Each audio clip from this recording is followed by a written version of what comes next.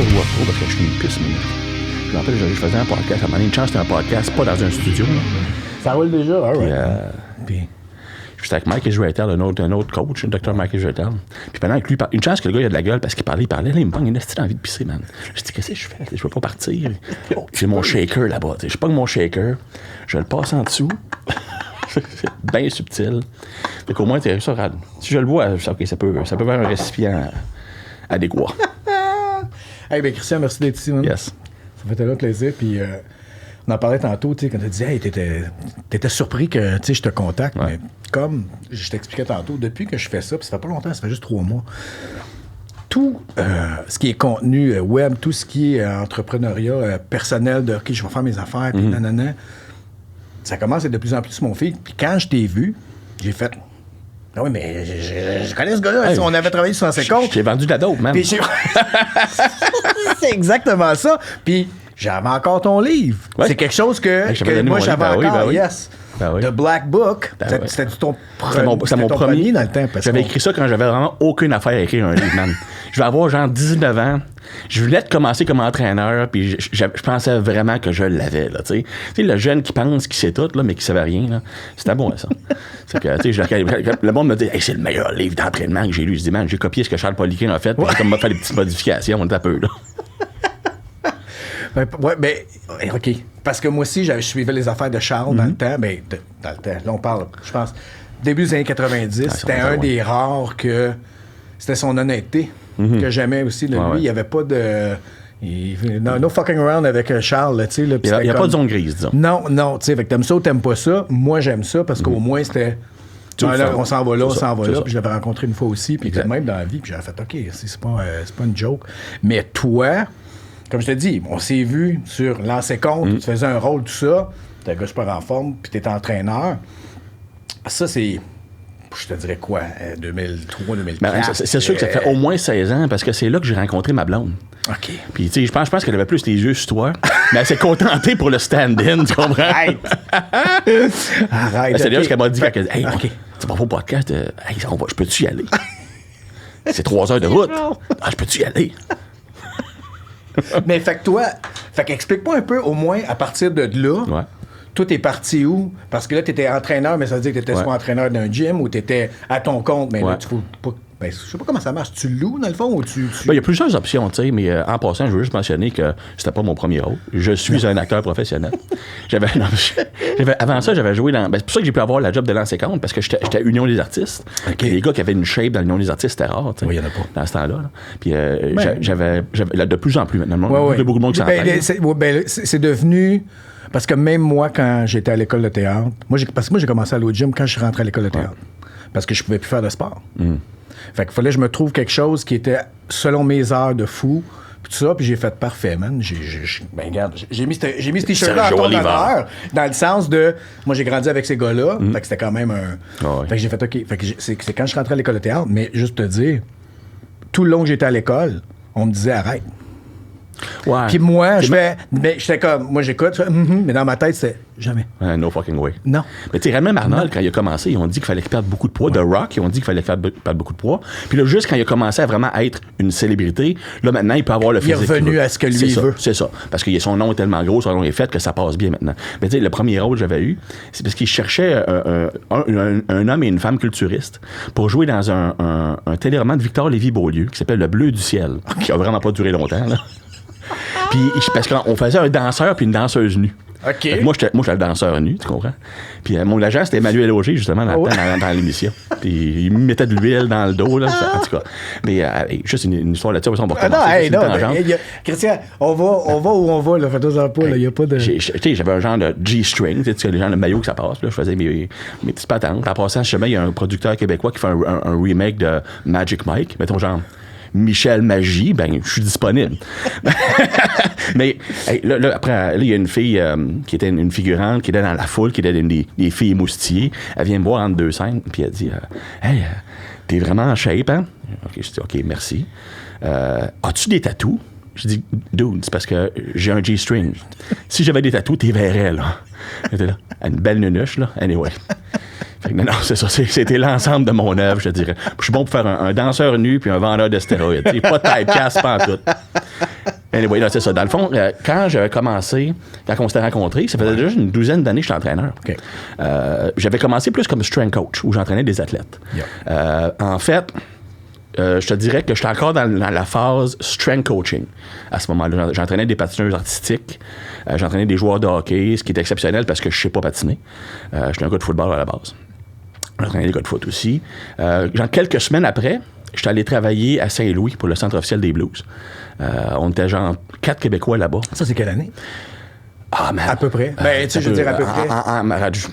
Enlève 16 ans, c'est ça, 16 ans. OK. 16 ans. Même temps, même moment. Okay. C'est une très, très courte période parce que j'avais rencontré ma blonde, genre, une semaine avant. Okay. Mais tu sais, c'était juste une rencontre physique. Puis anyway, ça a l'air que j'avais une belle personnalité, puis ça a duré. Mais ben, je vois ça de l'autre bord parce que vous êtes une famille. On est une famille. Yes. On travaille pour un troisième. Mais c'est ça. Fait que j'ai travaillé là-bas pendant environ un an. Mais tu sais, c'était pas une vie, là. Je travaillais tout le temps. Puis quand j'ai demandé ma blonde en mariage, vu qu'à ce moment-là, elle parlait pas anglais, ben, je dis, bon, je vais déménager au Québec. Sauf que, à la petite ville qu'elle Lévis, à ce moment-là, il n'y avait pas beaucoup d'athlètes. Fait que c'est là que j'ai converti plus personal training, plus bodybuilding, ces choses-là.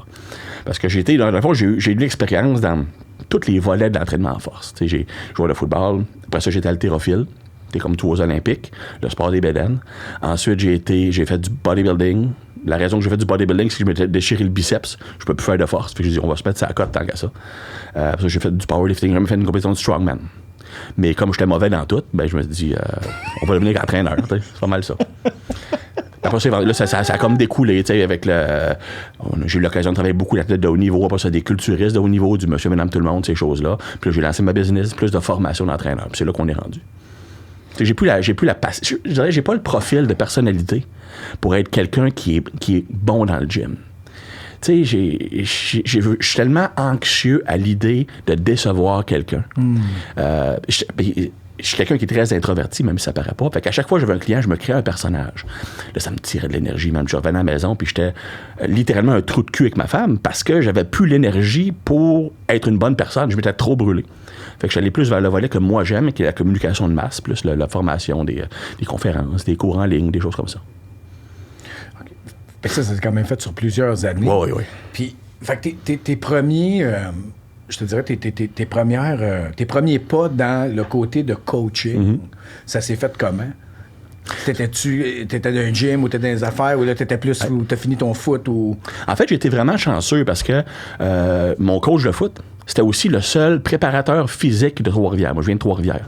Fait qu'il entraînait tous les joueurs de hockey professionnels de la ville. C'était pas beaucoup, mais il y en avait quelques-uns. Il faisait beaucoup de juniors majeurs. Puis même à cause des cataractes, ben oui, c'est ça. T'avais du monde. Exact. T'avais aussi des athlètes olympiques, une couple. Puis, dans le fond, lui, il m'avait coaché comme joueur de football, puis qu'il me connaissait bien. Et quand j'ai transitionné en haltérophilie, qui sont des mouvements qui sont relativement complexes, lui, il croyait beaucoup à ça au point de vue de l'entraînement des athlètes. Mais il voulait quelqu'un qui pouvait l'enseigner sur le terrain. Fait que j'ai commencé à coacher des athlètes pros à 19 ans. Puis c'était un coup de luck, man. Je veux dire, sérieusement, j'avais pas les compétences pour justifier ça. Fait que j'avais 19 ans, puis je coachais des gars qui avaient 25, 28, 30. Puis ça a commencé comme ça.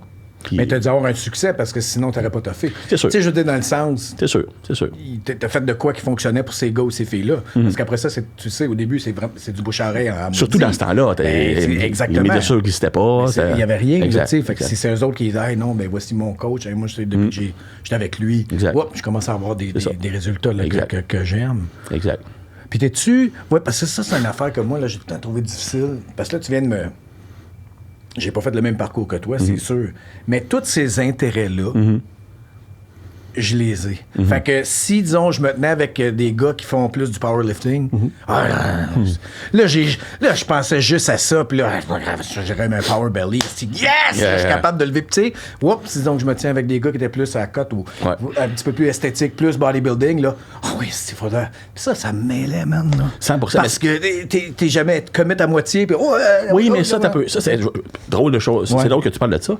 Un système que j'ai développé s'appelle le neurotyping, qui est l'évaluation de la personnalité d'un individu pour mieux interagir avec lui sur le terrain, aussi pour choisir les meilleurs types d'entraînement, nutrition, ces choses-là.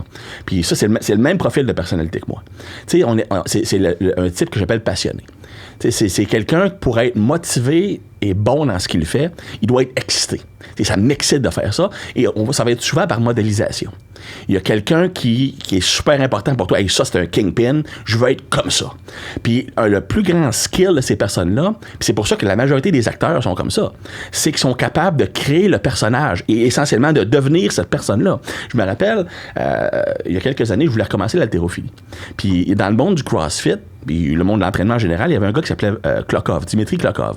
Le gars était fucking jacked, il était super musculaire, belle gueule, fort. Il dit, moi, je veux être comme Klokov. C'est sûr que lui mesure 6 pieds 2, je mesure 5 et 8. Bon, c'est pas nécessairement la même affaire. Mais hey, j'avais le gilet de sa compagnie, le gilet de Klokov. J'avais acheté la barre Klokov. J'avais trouvé son programme sur Internet. Hey, j'étais un coach au niveau international. Moi, je fais le programme de Klokov. Puis je marchais même comme lui. Tu sais, c'est-à-dire que je mimiquais ce qu'il faisait sans m'en rendre compte. Fait que moi aussi, je suis comme ça. Puis c'est quelque chose qui m'a nuit beaucoup dans mon entraînement, dans le sens que je suis pas capable de rester dans le même style d'entraînement pendant longtemps.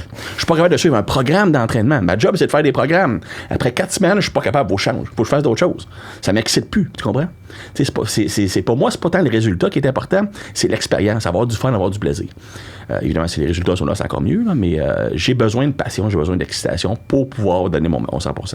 Puis c'est-tu à cause que tu as reconnu ça un petit peu en toi que tu as créé ce programme-là? 100%. Dans le fond, je vais t'expliquer l'histoire. C'est à l'époque où, hypothétiquement parlant, j'aurais fait des raves pas mal. Yeah. On est dans le scénario hypothétique, tu comprends? Oui, parce qu'il y a des enfants qui écoutent ici. À nouveau, c'est de la faute à ma blonde. C'est elle qui est la mauvaise influence sur moi. Hypothétiquement. Oui, c'est exact. On parle dans le grand abstrait. Puis à un moment donné, disons, il y a une soirée que j'avais légèrement abusé, d'eau à $12, on s'entend. Puis j'étais à la maison, j'avais comme vraiment une crise de dépression totale. Je dis, sacrifice, pourquoi je suis comme ça? Pourquoi est-ce que j'ai tellement besoin de l'approbation des autres? Pourquoi est-ce que je manque de confiance en moi? Parce que j'ai toujours été comme ça. Depuis que j'ai 3 ans, 4 ans, j'ai toujours manqué d'estime de moi, mais j'ai toujours été excellent pour lire le non-verbal du monde, pour m'adapter à différentes situations. Je dis, pourquoi je me vois comme faible? C'est quoi la raison? Puis là, c'est là que j'ai commencé à étudier. Y aurait-il une raison biologique? Y aurait-il une raison génétique? Puis c'est là que j'ai découvert l'influence des différents neurotransmetteurs, qui sont des produits chimiques qui sont dans ton cerveau, qui sont responsables en grande partie de ta personnalité. Puis c'est drôle parce que j'ai commencé à suivre un cours en ligne de Jordan Peterson, qui est un psychiatre que j'admire beaucoup.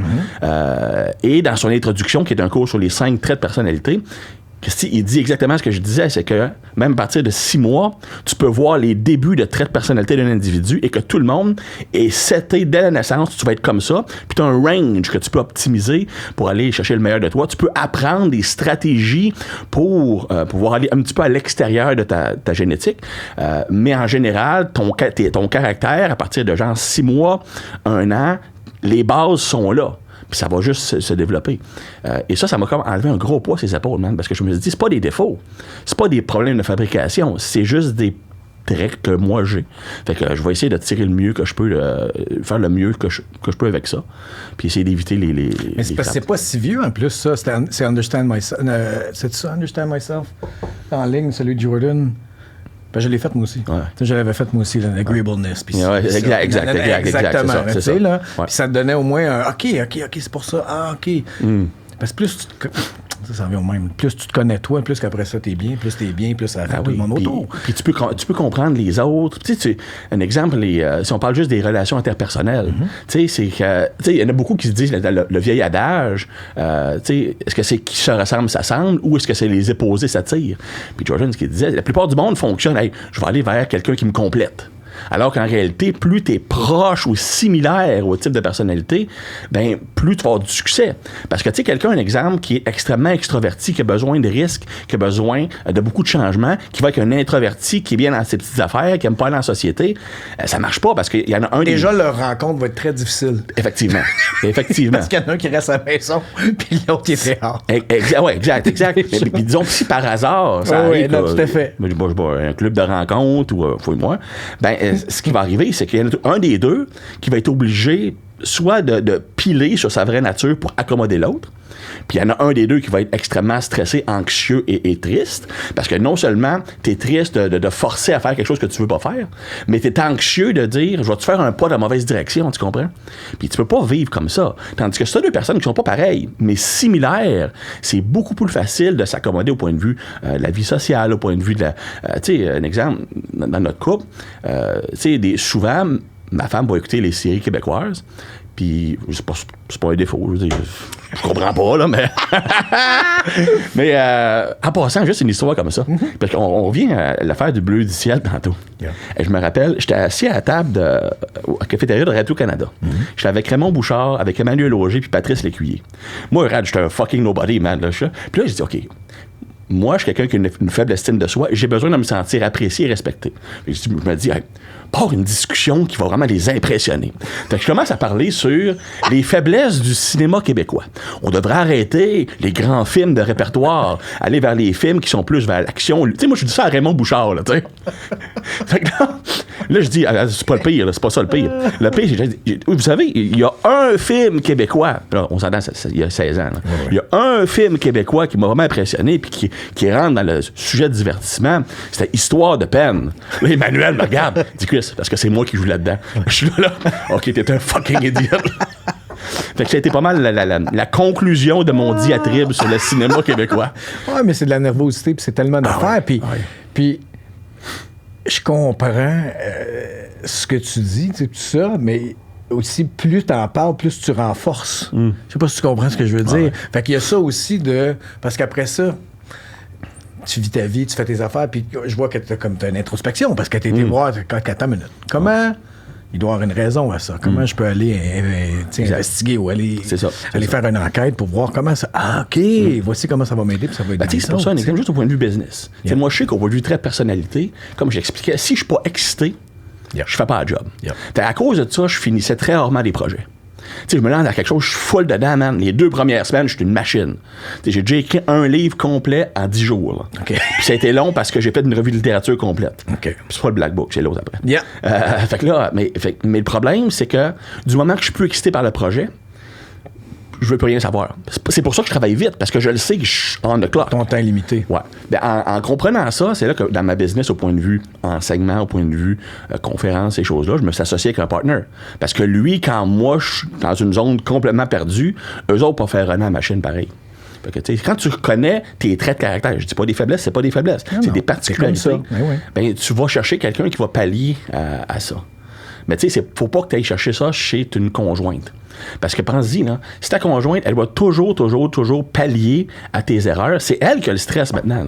Tu sais, j'avais lu que le secret d'un couple, c'est pas d'être heureux ensemble. C'est pas, tu fais pas un couple pour qu'on soit heureux ensemble. Tu fais un couple pour que les deux soient heureux séparément, puis on vit la vie ensemble. Mais c'est comme, c'est une illustration, là, disons, toi, t'es un cercle complet, elle est un cercle complet. Exact. Regarde, ensemble, là, vous venez de créer une nouvelle affaire. Exact. Mais il reste quand même deux zones. Mais il reste que t'as ton entité, t'as ta zone à toi, elle a sa zone à elle, puis ensemble, vous venez de créer comme là quand vous avez créé une famille. Ouais. Fait que mais t'es quand même, Christian, t'as ton entité toi qui est complète, puis elle a la sienne. Elle, sa zone, c'est les séries québécoises. Moi, c'est les documentaires. On a chacun nos choses. Parce que t'as écrit quoi, 4-5 livres. 4-5 livres, je pense, au moins. Il y en a un qui va être publié aussi dans quelques semaines sur les old school training, l'entraînement des old school, tu remontes à quand, là? Old school, je peux remonter jusqu'à 1940, là, 1950. Ben, tu sais, regarde, on retourne à l'entraînement. Yes. Okay? C'est que moi, je me reconnais bien plus dans ce monde-là pour plusieurs raisons. La principale raison, c'est que dans ce temps-là, tu n'avais pas de médias sociaux, tu n'avais pas d'Internet, tu n'avais presque pas de livres. Fait que la seule façon d'apprendre, c'est quoi? Tu essayes. Puis moi, il n'y a rien que je trouve plus trippant qu'un entraînement que c'est d'essayer. Hey, je vais essayer cette méthode-là, je vais essayer de faire ça. Puis tu sais quoi? 7 fois sur 10, ça marche pas. Mais tu sais, c'est juste le processus d'essayer. Puis quand t'en trouves une, man, j'ai trouvé quelque chose. Là, t'es pressé de le communiquer, tu comprends? C'est que ce processus de recherche-là, on le voit plus de nos jours. C'est rendu que avant, pour apprendre, il fallait que tu expérimentes ou que tu lises un livre complet. Maintenant, il faut que tu regardes un clip de 60 secondes sur Instagram. Ouais. Puis c'est comme ça pour l'ensemble de la société, on s'entend. Non, moi, je comprends. Pas juste ça aussi, tu te laisses pas aussi le temps adéquat que ça fonctionne. Ça fait 4 jours, ça fait une semaine. Tu sais, mais donne une chance à ton corps aussi. Mais ça, puis à toi de perfectionner le mouvement ou de. Peu importe. Mais ça, je vais te dire un message, puis ça, c'est tellement vrai ce que tu dis, puis je vais te dire un message que les personnes qui écoutent le podcast puis qui aiment l'entraînement, ça va les décourager un peu. C'est que la réalité est que si on parle. OK, il y a 2 choses. Donc, perte de gras. 3 choses. Perte de gras, prise de masse, prise de force. Ce sont les 3 objectifs généraux. Oui, la santé, ces choses-là, mais c'est difficile à mesurer. Si on regarde au point de vue masse musculaire, OK, une fois que tu as passé le niveau débutant, on parle d'un maximum d'environ 1 livre de gain musculaire par mois. En moyenne, dans l'année. Puis ça, c'est excellent. Oui, ça c'est... C'est vraiment énorme. C'est quand la dernière fois que tu as raconté quelqu'un qui va gagner 12 livres après le niveau débutant? C'est très rare. Mais le monde pense qu'ils vont embarquer sur l'entraînement, qu'ils vont prendre 12 livres en 3 mois. Oui, mais les acteurs d'Hollywood, ils font ça tout le temps. Ouais, ben tu sais, ça, c'est une autre chose. Non, je sais, arrête, je t'inquiète, mais là, je t'ai coupé, je t'ai pas de couper. Non, mais oui, c'est ça. Ça prend du... Mais c'est comme toutes les choses qui en valent la peine, de toute façon, il va y avoir du temps puis de l'effort. Exact. Tu peux pas t'en sortir. Tu sais, les acteurs d'Hollywood, je me rappelle, j'ai fait un podcast. Non, mais c'est parce qu'à chaque fois, là, tes voix, là, puis je les aime bien, là, puis je sais qu'ils sont sous contrat, puis ça signe des NDA. Je le sais qu'ils signent des NDA, ils n'ont pas le droit d'en parler, ils n'ont pas le droit. Fait que, ben, j'ai mangé du poulet, du riz, puis j'ai pris 25 livres de muscles en 3 semaines. C'est pas juste ça. À la limite. Ça donne pas un mauvais, mais c'est ce que j'haïs, c'est que ça envoie un message de marde. Exact. Mais le pire, c'est parce que, OK, mettons un exemple, c'est juste prendre la masse musculaire. Yeah. Puis si un exemple, à ce monde-là, peuvent se payer un chef privé, un personal trainer, ils n'ont aucun stress dans la vie, peut-être. Sur une période de 6 mois, 8 mois, tu peux prendre un 15-20 livres, pas juste de muscles, mais ça a l'air majoritairement. Exact. Mais là, tu as des personnes qui vont à la fois prendre un 15-20 livres de masse musculaire, mais qui vont coter les 15 livres. Ouais. Ça, si tu as moindrement d'expérience en entraînement, ça ne fonctionne pas. Récemment, je me préparais pour un photoshoot, puis là, il a fallu que j'arrête parce que je m'en venais tellement crevette. Je dirais, récemment, j'ai mon orgueil masculin. C'est beau avoir des abdominaux, mais si je l'aide d'un nageur, c'est pas nécessairement ce que je veux faire. J'ai recommencé à manger plus. Faire les deux en même temps, chez un adulte, je viserais pas personne, mais disons que son prénom pourrait commencer par Dwayne, disons. Oui, exactement. Le gars pogne un 20 livres de masse musculaire rendu à 50 ans. C'est un peu, là. Oui, il y a une super génétique, aucun problème là-dessus. Mais à la limite, lui, ça serait comme semi-acceptable. Et quand tu vois quelqu'un comme Ed Norton, qui ont fait un frame de poulet, mais tu sais, de notre côté, je vais poser une question. On va donner 20 millions si t'arrives en fucking shape pour le film. Oui, tout à fait. Tu vas faire n'importe quoi. Je vais faire n'importe quoi. Tout à fait. Je blâme pas. Où j'ai un problème, c'est s'ils vont me pédler des affaires. Exact. Là, j'ai un problème. Puis le problème, c'est peut-être parce que c'est personnel, parce que j'ai grandi aussi. Tu sais, j'ai commencé à m'entraîner, comme je te disais, quand je suis rentré à l'école de théâtre. Fait en 1991. OK? Fait que là, j'achète... Qu'est-ce qu'il y a comme revue? Je m'en bats d'un gym, mais j'achète Flex. J'achète ces affaires-là. Il y a une qui m'a aidé à changer, qui s'appelait Muscle Media 2000 dans le temps. Exact. Que elle, c'est là que j'ai découvert Paul King. Il y avait Dan Duchesne, il y avait du... Ça te soulève la même affaire. Ou eux, ils parlaient pas de la même... Mais ça m'a pris plus de temps. Parce que sinon, les Flex, tout ça, ils disaient, ben, mange ça, fais ça, puis tu vas avoir l'air de ça. All right? Hey, man. Si je suis en train de mourir au gym, si je comprenais rien, j'ai juste mal. Oui, j'ai une génétique que j'ai été chanceux, que j'ai eu des résultats. Quand même, tu sais, au moins, il se passait un petit peu quelque chose. C'était comme, mais c'était du mensonge. Puis ça me fait chier. Quand j'ai appris après, quand les gars du gym, quand ils ont vu que ça faisait 1 an, j'étais là, puis ils ont fait, non, viens ici, on va exactement. Puis j'ai fait, pour vrai. Puis ils ont fait, oui. Puis j'ai fait, fuck. Ce que j'aime d'aujourd'hui, c'est que de plus en plus, avec... Ben, vous autres, il y a des Greg Doucette, il y a une honnêteté, même Gasty Bum qui en parle de ça, il y a au moins une honnêteté de dire, bon, oui, il y a ça, puis bon, moi, je fais ça pour gagner ma vie, ou là, il y a telle affaire que tu peux avoir accès. Fait au moins, si tu me pédales de quoi, si tu pédales rien, je peux c'est quoi fine, de notre côté, le contre-argument de ça, c'est que ça peut rendre, pas démocratiser, mais rendre beaucoup plus socialement acceptable. Okay, ça le fait rentrer dans la catégorie du pot, mettons. Okay. Alors que les effets secondaires potentiels sont quand même relativement plus grands. Ceci étant dit, c'est un Ils sont, mais non, mais t'as entièrement raison, mais ça revient tout le temps à la même affaire, peu importe ce que tu consommes. C'est la quantité. Exact. Tu comprends? Mais la durée, la quantité, parce que si c'est du microdosage ou du... Tu sais, comme moi, je viens de commencer le TRT. Okay. Parce que... Mais c'était un... Non, mais... moi, c'était là. Tu comprends, là? Fait que moi, c'était à force de chercher, puis tout ça, puis que j'étais dépressif, j'étais si, c'est ça. Puis à un moment donné, avec le blood work, mais au Québec, c'est difficile. C'est très difficile. Fait que ça m'a pris 2 ans avant de trouver au moins un médecin au privé qui a fait... Puis je dis, voici les gens que je lis, voici les médecins que je lis aux États ou que les podcasts que j'écoute, tout ça. Puis ils ont fait, oh, je les connais, viens, on va commencer à... Puis là, j'ai pas... OK, mais là, c'est tout le temps... Le but, c'est toujours ça. Dose minimale pour effet maximal. Pour que je puisse continuer à faire ça. Il faut pas oublier que TRT, c'est l'équivalent, surtout à notre âge, c'est l'équivalent féminin de remplacement hormonal de donner de l'estrogène. C'est la même chose. Tu sais, puis un TRT, on parle en général de 1 à 3 mg par kilo environ. Et ça, c'est un dosage qui, dans la plupart du monde, ne constitue pas un niveau de dopage. Dans le sens que tu vas juste te retrouver au niveau du sommet de la courbe naturelle. Exact. Donc, c'est pas du dopage, tu deviens pas un super humain, mais rendu à notre âge, ça permet de continuer à se sentir jeune, la santé mentale est améliorée, et à ce dosage-là, tu n'as pas vraiment d'effet secondaire. Tu sais, la seule chose, je te dirais, c'est juste vérifier le niveau d'hématocrite. Tout à fait. Fait que ça que je check, j'ai commencé à donner de ça juste en cas, même si j'ai pas besoin. Exact. Tu comprends? Fait que C'est ça.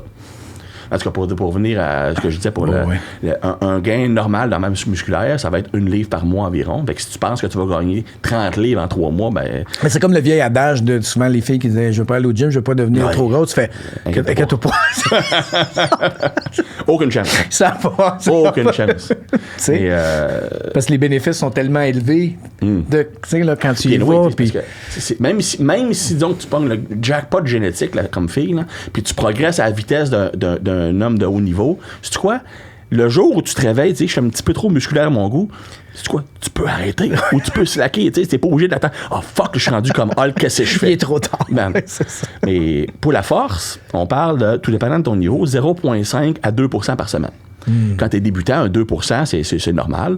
Mais quand tu es rendu avancé, si tu gagnes un 0,5 en moyenne par semaine, c'est bon. Tu as des powerlifters qui s'entraînent pendant 12 semaines pour gagner 5 livres sur un lift. Tu comprends? Fait qu'encore là, c'est que je dirais, les attentes irréalistes, c'est ce qu'ils vont faire qu'après 3-4 semaines, sais-tu quoi? Tu es en train de progresser, man. Mais vu que tu progresses pas comme tu penses que tu devrais progresser, je vais aller voir ailleurs. Puis tu n'as jamais le temps au programme de marcher. On va essayer la nouvelle fad, le nouvel exercice que j'ai vu sur Instagram. C'est un peu, là.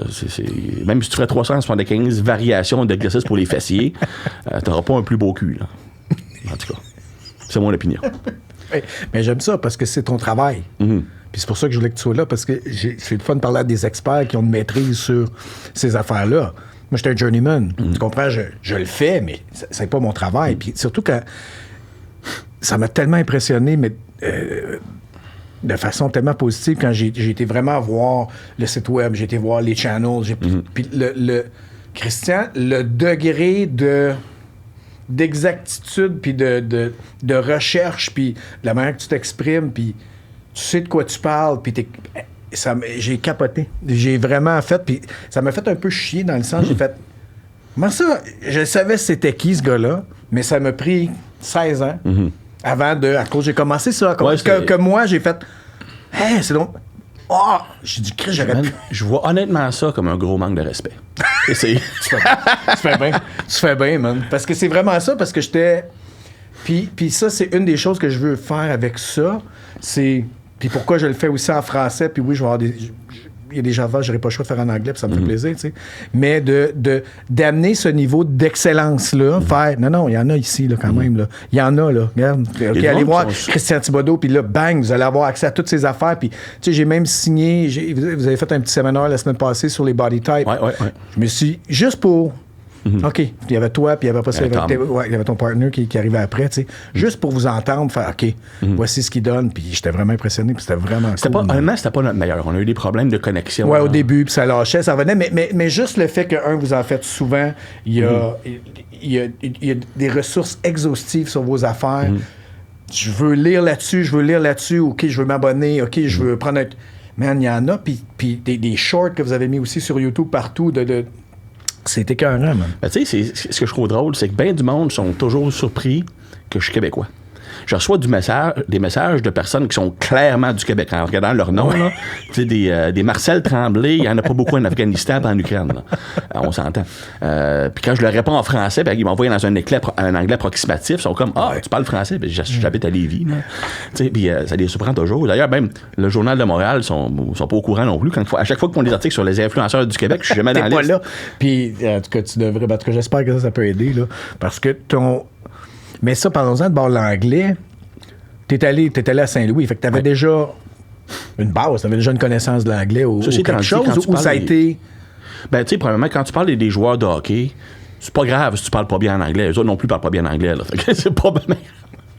Non, mais je te dirais que j'ai appris l'anglais en anglais.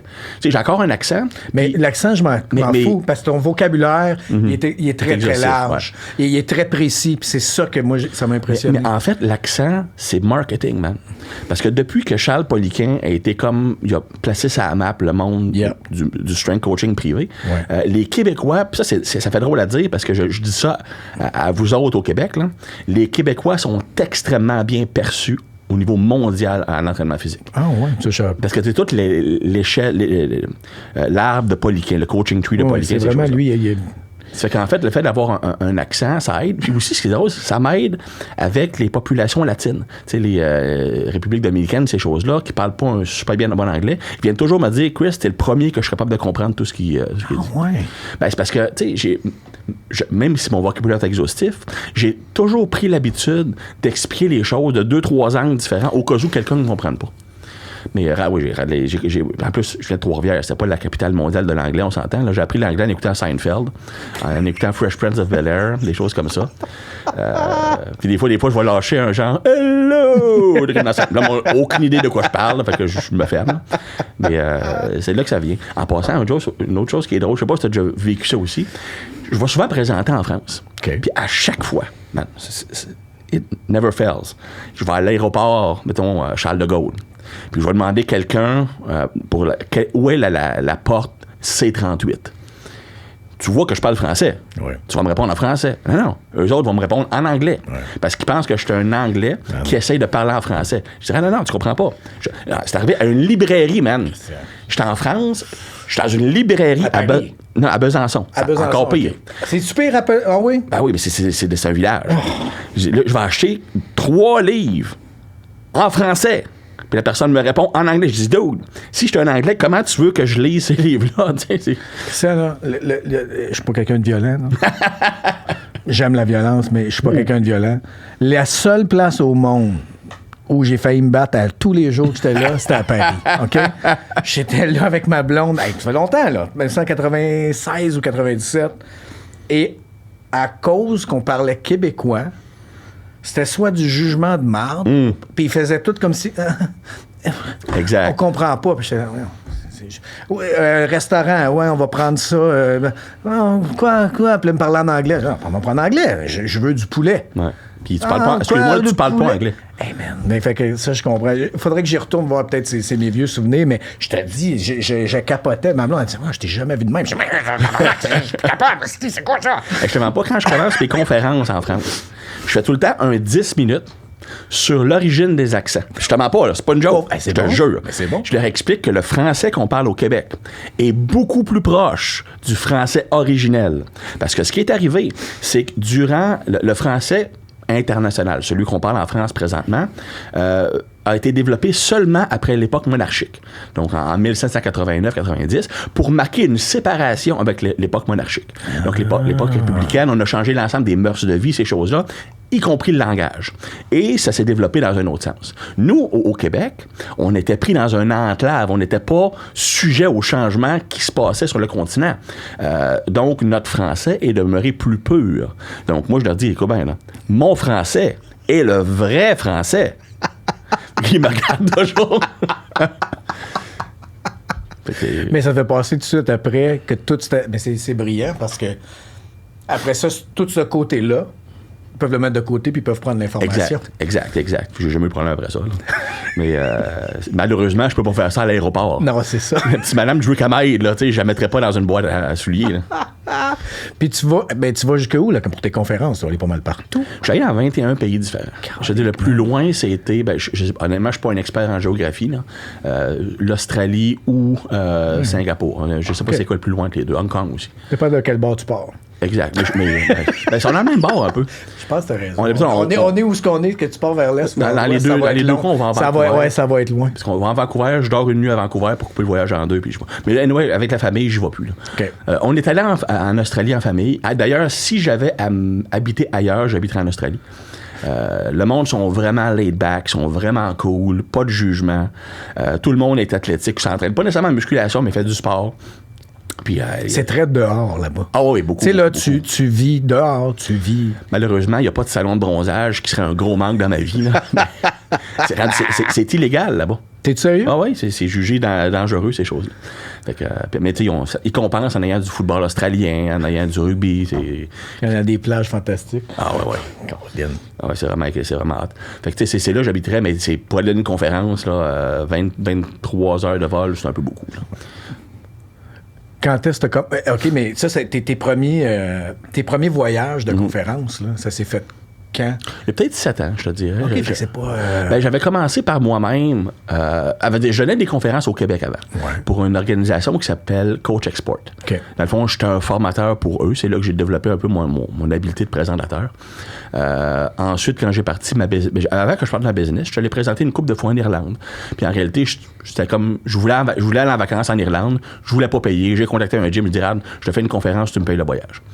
Puis ce qui m'a servi, parce que je me suis fait arrêter aux douanes... Puis, parce qu'il avait vu l'annonce de ma conférence. Puis il dit, mais vous venez donner une conférence. Non, il me paye pas. Parce que t'as pas le droit de... Il me paye pas, il me paye le voyage, puis où je vais moi des chums, il va voir les amis en même temps. Puis ils ont appelé 3. T'es sérieux? Je savais pas ça. En Irlande? En Irlande, ouais. OK. Puis j'étais comme, ils m'ont mis dans une genre de pièce, pas une cellule, mais pas loin, là, que la toilette a pas été nettoyée dans les 8 dernières semaines. Je te mens pas, man. Dire, quand je vais aux toilettes, puis c'est une marque de fierté pour moi, OK? Ça sent vraiment mauvais. Tu sais, c'est assez exceptionnel. Il y a juste ma blonde qui me dépasse. Mais là, même moi, j'avais de la misère à supporter ça. C'est pas nettoyé, c'était sale à terre. T'sais, on est en Irlande, on n'est pas, je sais pas. Finalement, ils ont appelé le monsieur en question, puis effectivement, il a confirmé l'histoire, puis il a pu passer. Mais la semaine d'avant, il y en avait un autre qui était venu présenter, lui, il se faisait payer, ils l'ont retourné. Puis ça, c'est l'Irlande en tant que telle qui refuse. Il y avait de quoi avec les lois que tu peux pas être payé? C'est que c'est du travail. Tu viens travailler techniquement. Ah, fait que là, c'est un visa de travail. C'est ça. Ah, OK. Mais là, ça a comme changé. J'ai plus de problème depuis ça. C'est la seule fois que j'ai eu un problème potentiel, je te dirais. Puis ça a été quoi pour toi, parce que partir une business, c'est une affaire. Au début, il faut que tu fasses rouler, il faut que tu tout ça. Puis quand est-ce que tu t'es rendu compte, toi et tes partenaires, ou je sais pas comment ça s'est fonctionné, là, que ça fait OK, hey, on commence à avoir de l'attraction, puis ça commence à. Honnêtement, man, j'ai été chanceux. Parce que, tu sais, avant de partir de la business, j'ai été et je suis encore sur un site qui s'appelle T-Nation. T-Nation, site. Je te dirais, T-Nation, pour te mettre un peu en contexte, tu parlais de Muscle Media tantôt. Yep. Ça avait été parti par les éditeurs de Muscle Media. Avec Bill Phillips, tout ça? Ou non, c'était pas Bill Phillips, c'est le premier. C'est le propriétaire, mais l'éditeur en chef, T.C. Luoma. Oui. Ouais. Je me souviens du nom. OK. C'est lui? C'est lui qui a parti ça avec Tim Patterson, qui était un ancien de Nautilus, puis Charles Poliquet. Ils ont parti le site ensemble parce que les magazines d'entraînement, à ce point-là, étaient rendus beaucoup moins populaires et c'était essentiellement des catalogues pour les suppléments alimentaires. Même les articles, souvent, sont sponsorisés par un compagnie de suppléments. Et ils ont allé plus vers le média Internet. Ça a commencé à ce moment-là. On parle de 95. Puis ça fait 26 ans que ça existe, puis c'est encore là. Fait que la chance que j'ai eue, c'est que j'étais écrivain à temps plein pour eux. Puis ça m'a donné deux choses. Une stabilité financière, que même si la business aurait été longue à se développer, je n'aurais pas été dans le trouble. Et aussi une visibilité immense. Parce que on parle dans le temps, quand les sites de publication d'articles étaient la grosse affaire. Maintenant, c'est moins ça, c'est plus du vidéo. Mais c'était pas rare qu'un article, la première journée de publication, était lu à 150 000 personnes vues. J'ai même eu des articles qui ont été vus à 3 millions de personnes. Fait que déjà, j'avais une genre de grosse fondation de personnes qui savaient j'étais qui. Fait que quand j'ai parti mon site web, les médias sociaux, ces choses-là, j'ai déjà eu une grosse une bonne vague de gens qui sont venus, qui ont dit OK, on te connaît, qui ont fait confiance. Ouais, c'est ça. Ça, c'est l'autre affaire. Ben, la raison qu'ils ont confiance, c'est pourquoi? 2 raisons. Premièrement, ça, c'est un petit truc pour ceux qui veulent se lancer là-dedans. Là. J'étais extrêmement interactif sur les formes de discussion du site. Tu sais, comme un gars comme Charles Poliquin faisait son article, puis c'était tout. Yep. Moi, j'étais sur le forum de discussion, puis je répondais au monde, j'interagissais avec le monde. Fait que là, ils m'ont comme, hey, you're one of the guys, tu comprends? Puis la deuxième chose, c'est que j'ai jamais eu de problème de dire, sais-tu quoi? J'avais tort. J'ai trouvé quelque chose qui fonctionne mieux, puis ça, c'est meilleur, puis lui, il avait raison, il m'a convaincu, je l'ai essayé, ça marche. Je suis pas marié à une approche. J'ai pas assez d'orgueil ou d'ego pour dire, regarde, là, je me trompe jamais. Puis, mais ce qui t'importe, c'est les résultats. Exact. Je m'en veux fous, que ça, c'est exactement. I don't tu veux care que ça what's the answer. fonctionne. I just want the answer. Exact. Fait que ça, c'est un peu comme ça. Puis pour le meilleur et pour le pire, meilleur dans le sens que ça me donne un following base qui est fidèle. Je suis quelqu'un qui est a good guy. Tu sais, je suis pas quelqu'un qui cherche le trouble, je descends pas personne. Puis quelqu'un qui veut argumenter contre moi, c'est quoi, s'il fait des bons points, je vais le dire.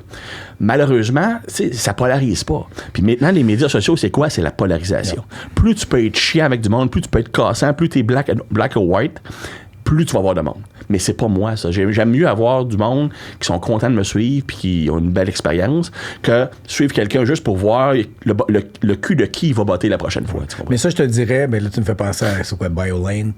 Ouais. Puis il l'a dit lui-même. Il dit, ça fait 5 ans que je suis là, j'étais gentil, puis là, depuis que mais pour moi, je dis, mais c'est une vague. Mm-hmm. À un moment donné, elle va, tu sais, puis j'aime mieux que tu t'en tiennes à ce que toi, tu as vraiment à offrir, parce que ça va... Mais tu comprends? La pente est peut-être pas de même, mais... Elle continue. Puis elle continue. Non, puis ce qui arrive, c'est que Lane... Puis rien contre lui. Là. Non, c'est pas, tu sais, je veux dire, qu'il fasse son affaire. Puis exact, mais... Moi, j'aime pas sa présentation. Il est super brillant. Le problème, c'est que même les personnes les plus brillantes au monde peuvent être prouvées comme il n'y avait pas raison dans 2, 3, 4, 5 ans. Exactement. C'est pas l'évolution. Lui, il se base beaucoup sur la science. Evidence-based, qu'on appelle. Ouais. Le problème, c'est que la science va toujours être en évolution. Présentement, je vais donner le meilleur exemple. OK? Quand on était plus jeune, ou même relativement récemment, c'était quoi le facteur principal qu'on nous disait, ou la théorie principale sur qu'est-ce qui bâtit le muscle? Tu déchires la fibre. Exact. Ouais, exact. Puis tout le monde, les textes universitaires, c'était ça. Puis moi, à l'université, j'ai appris ça. Puis dans mes livres, j'ai écrit ça. Puis les études récentes démontrent que c'est pas ça. Le déchirure musculaire est un effet secondaire possible du type de travail qui stimule l'hypertrophie. Mais le dommage lui-même ne cause pas d'hypertrophie. Et si t'en causes trop, ça va nuire. Parce que ce qui arrive, c'est que les études avaient démontré que, pour bâtir du muscle, après ce qu'on appelle la synthèse des protéines. La synthèse des protéines, c'est que ton corps prend les protéines que tu manges, puis il les transforme en muscle ou en autre chose. Puis quand tu t'entraînes, ça, c'est augmenté. Parce que je vais être en mode reconstruction. Puis les études initiales, ce qu'ils avaient découvert, c'est que quand tu crées un dommage musculaire, ta synthèse des protéines augmentait. Fait qu'on s'est dit, hey, c'est un signe que c'est ce qui cause la croissance musculaire. Puis en plus, intellectuellement, ça fait du sens.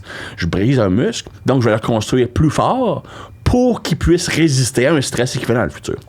Après ça, par contre, les dernières études, ce qu'ils ont démontré, c'est que non seulement, dans certaines situations, tu peux causer le même dommage musculaire, par compression, par déchirure directe, sans avoir de gain en masse musculaire. OK, donc la déchirure elle-même, ça fait rien.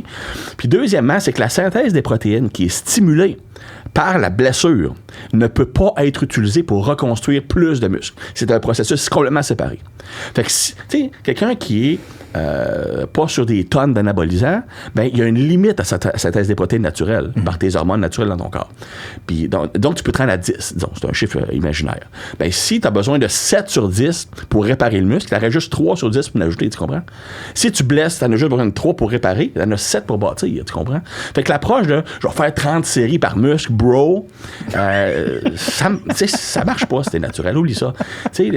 Plus j'avance dans l'entraînement, plus je vais vers les anciennes méthodes d'Arthur Jones, de Mike Manger, du faible volume, mais de l'effort maximum.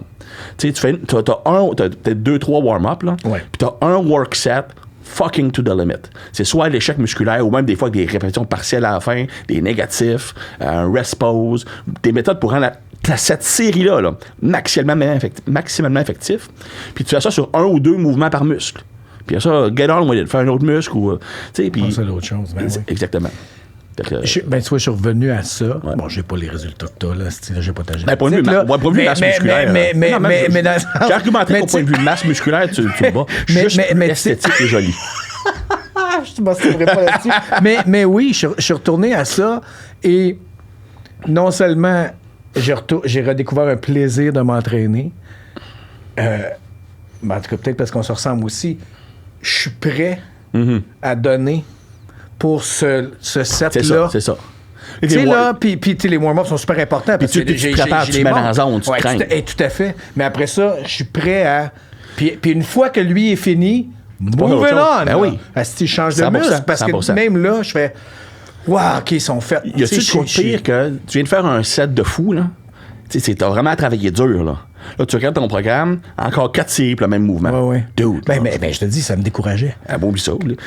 Pendant longtemps, je me rappelle, j'ai été un étudiant de Charles. Son programme typique, c'était quoi? C'était 10 séries 10. Je sais, je les ai faites. Ah ouais, t'es meilleur que moi, parce que moi, à 6, j'arrêtais. J'avais payé. Fait que si j'ai Chris, faut que je le fasse, faut que je le fasse.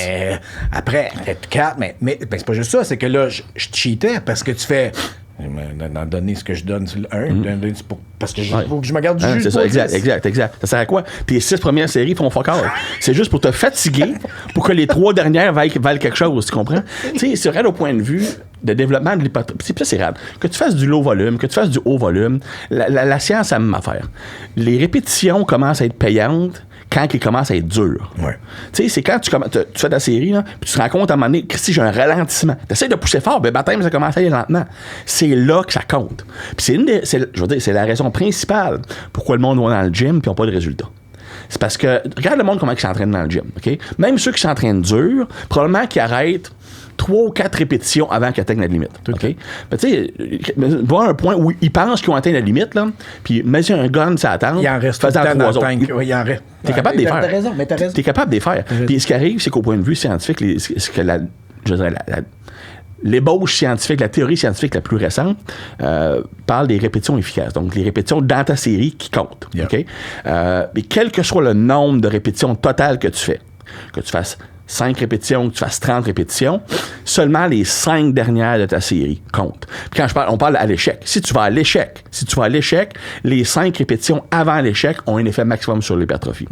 Si tu fais 5 répétitions, tu atteins l'échec, tu as tes 5 répétitions efficaces. Si tu fais 30 répétitions, tu en as encore juste 5 qui sont payantes, tu en as 25 qui sont juste pour créer la fatigue suffisante pour que les 5 dernières soient tough, puis que tu aies les conditions physiologiques pour créer de l'hypertrophie. Fait que moi, je me dis, regarde, moi, je suis pas plus fou qu'un autre, là.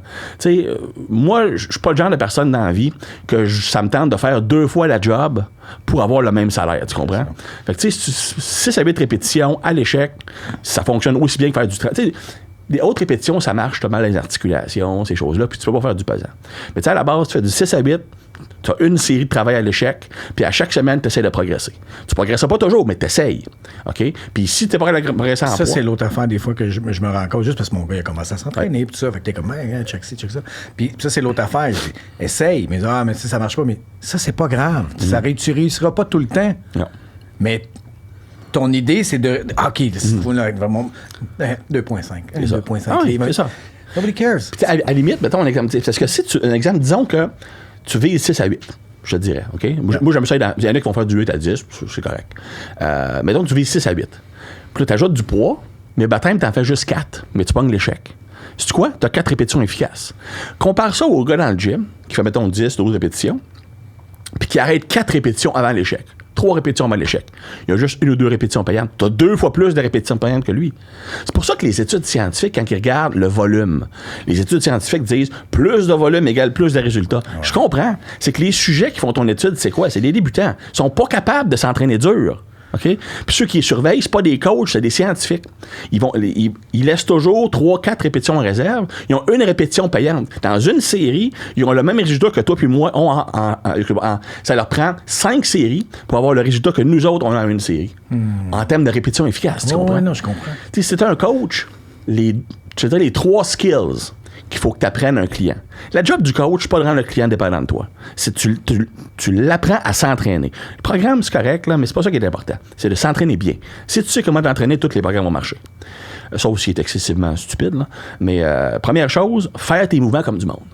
Tu sais, il faut que tu le sentes dans le muscle que tu travailles. Dire, mais si ton client te dit, c'est où que je suis supposé le sentir? Soit change d'exercice ou trouve le moyen d'y faire sentir à la bonne place. Le mind-muscle connection. Mind-muscle connection, exact. Puis tu sais, oui, ça a l'air ésotérique, mais c'est parce que tu sais, il faut que tu saches quel muscle travaille. Si t'as pas de pompe dans un muscle, c'est quelqu'un qui a travaillé. Deuxième chose, il faut que tu l'apprennes à s'entraîner dur. Faut que tu t'entraînes, c'est quoi la limite. Je dis pas d'aller toujours à la limite. C'est pas tout le monde qui peut aller à la limite tout le temps, mais au moins, c'est où. Fait que là, tu peux savoir c'est quoi une répétition ou deux en réserve, ce qui est une zone acceptable. Mais 3-4, c'est pas une grosse différence. Là, c'est rendu complètement pourri comme série. Et troisième chose, c'est développer l'intérêt, la volonté de toujours chercher à progresser. Comme je dis, si tu ne progresses pas toujours. Ça se peut que tu passes 2-3 semaines sans jouer, c'est normal. Mais toujours tenter d'avoir l'attitude mentale de « faut que je batte mon logbook ». En passant, tu sais, tiens-toi un journal d'entraînement pour te rappeler les charges que tu as faites, les répétitions que tu as faites. Mais aussi, par contre, je vais te dire, c'est important de battre ton record ou de t'améliorer, mais pas si tu changes ta technique, puis pas si tu changes les conditions. Si tu as un exemple, tu descends ton poids tranquillement, puis là, pour être capable de mettre plus pesant la semaine prochaine, tu descends vite. Tu changes ton tempo, ouais. Ça marche plus. Si tu compares une pompe et une orange, il faut que c'est de l'amélioration de la performance dans les mêmes conditions. Tu changes pas ta technique, tu changes pas ta vitesse de mouvement. C'est ça le vrai progressive overload. Puis ça, disons que moi, je vois sur ton site là, tes affaires, là. Puis je veux un programme, je veux des affaires. Tout est là. Bien, on vend les programmes.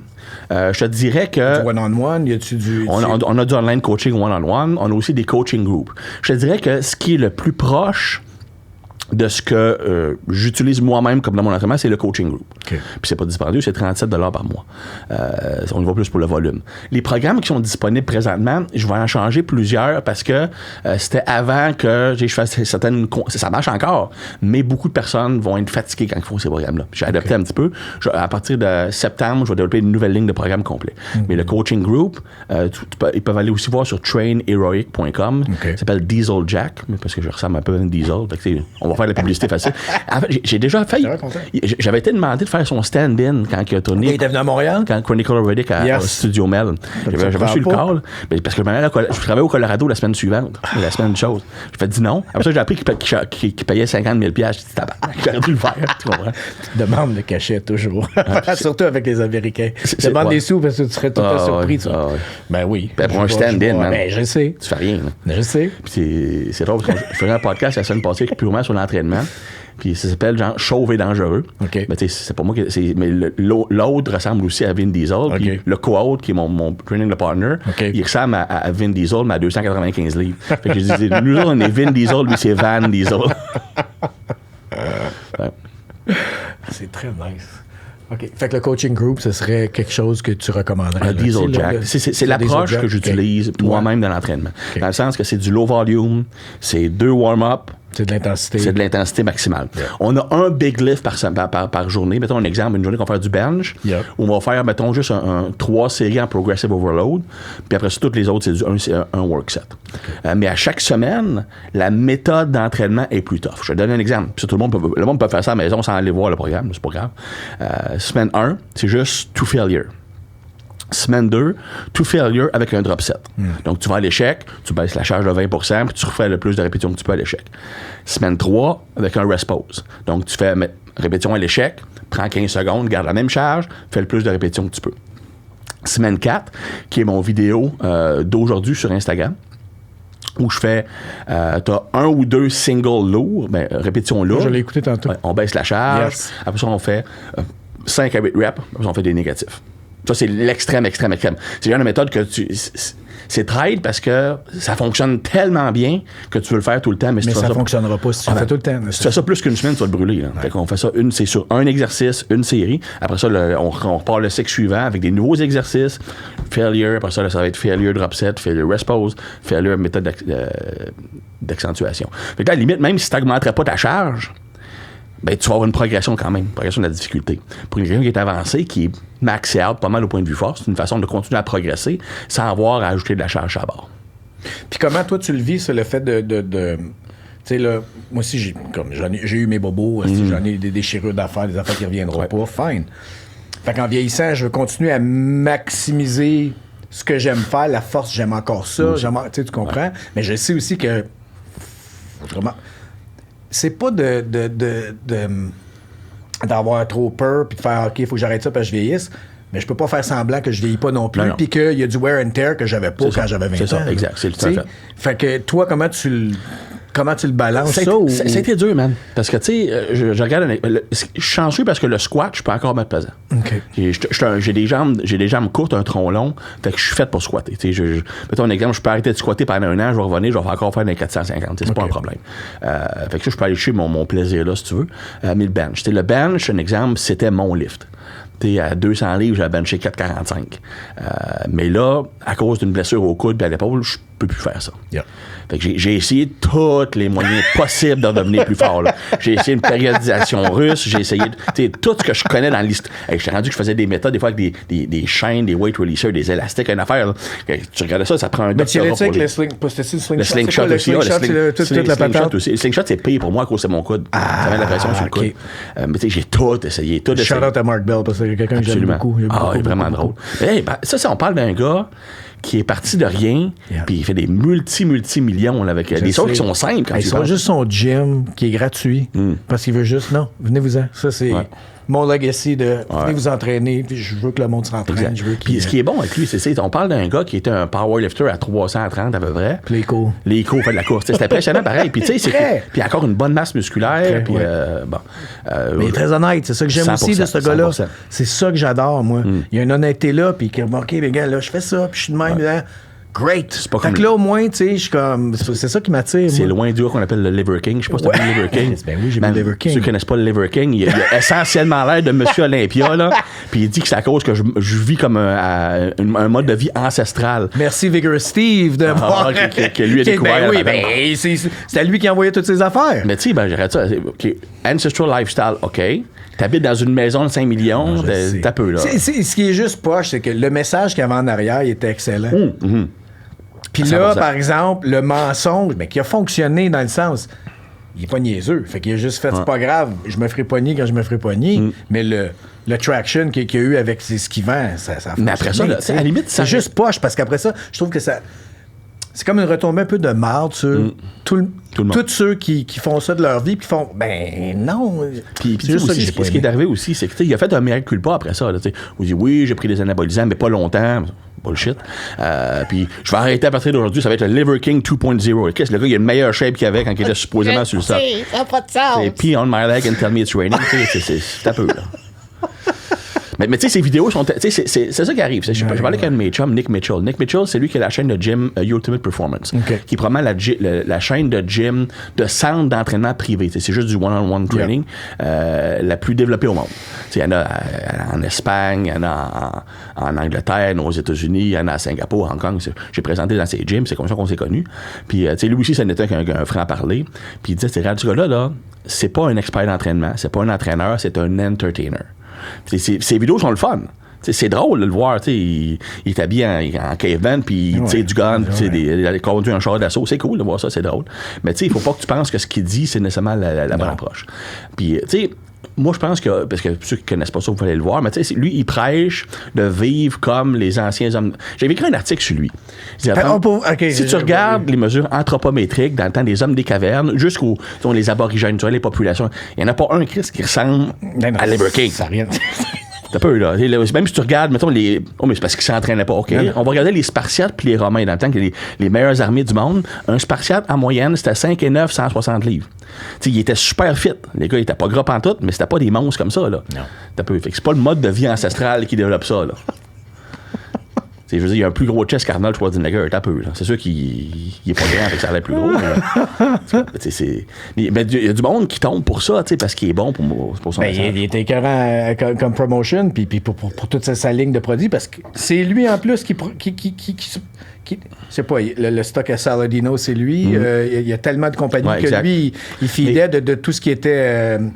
Voyons, des organes un cœur de bœuf, assis, ça. Puis je peux pas trasher Saladino, rien. Moi, que tout le monde fasse des sous. Moi, je l'aime bien, Saladino, au point de vue le message qu'il donne. Exact. Mais je suis pareil.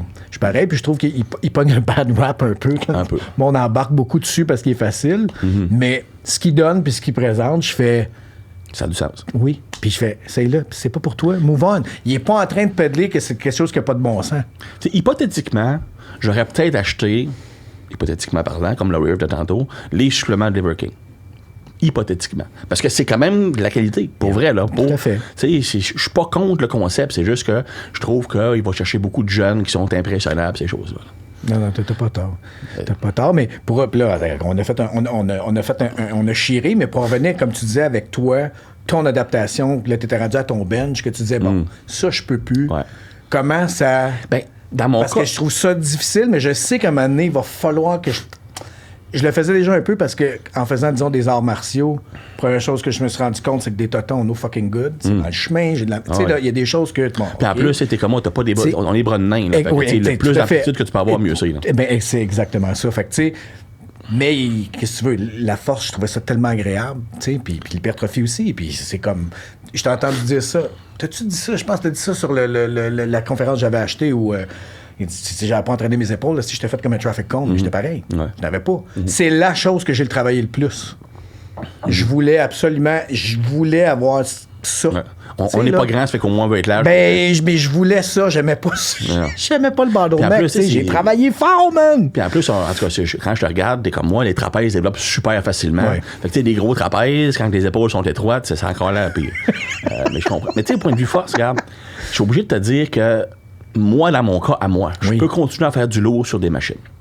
Parce que je me suis rendu compte que le gros problème, OK, c'est que quand tu fais du free weight, puis je suis un gars de free weight, je viens d'haltérophilie, là.